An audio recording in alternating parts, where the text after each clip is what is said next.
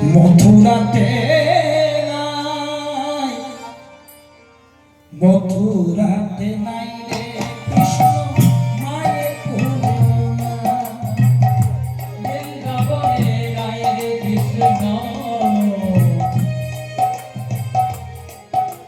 কৃষ্ণ মথুরাতে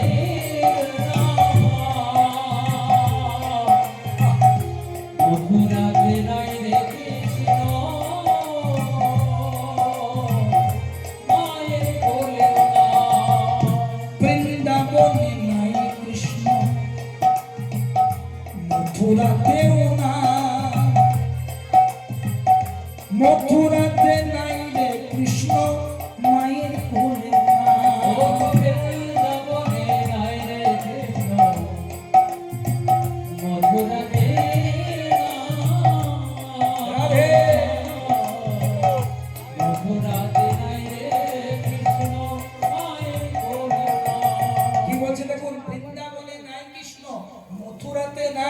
মথুরাতে নাই কৃষ্ণ মায়ের কোলেও না, কৃষ্ণ দ্বারকায় আছে গো, দ্বারকায় আছে গো, দ্বারকায় আছে গো, দ্বারকায় আছে গো, মহারাজা হয়ে কৃষ্ণ দ্বারকায় আছে গো, মহারাজা হয়ে কৃষ্ণ দ্বারকায় আছে গো। কৃষ্ণ তাহলে এখন আছেন বাবা দ্বারকাতে।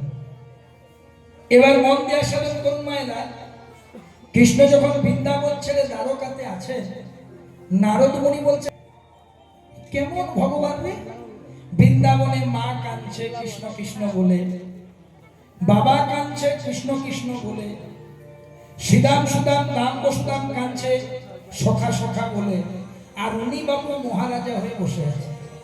একবার খোঁজ নেওয়ার মনে পড়ল, ভগবানের বিচার নাই। কে বলছেন? নারদ মুনি। কেমন ভগবান? যে ভগবান মাকে কাঁদায়, যে ভগবান বাবাকে কাঁদায়, যে ভগবান সখাদের প্রাণে দুঃখ দেয়, আমি তাকে ভগবান বলে মানি না। কে বলছে? মা সব্যসাচী না, নারদ মুনি।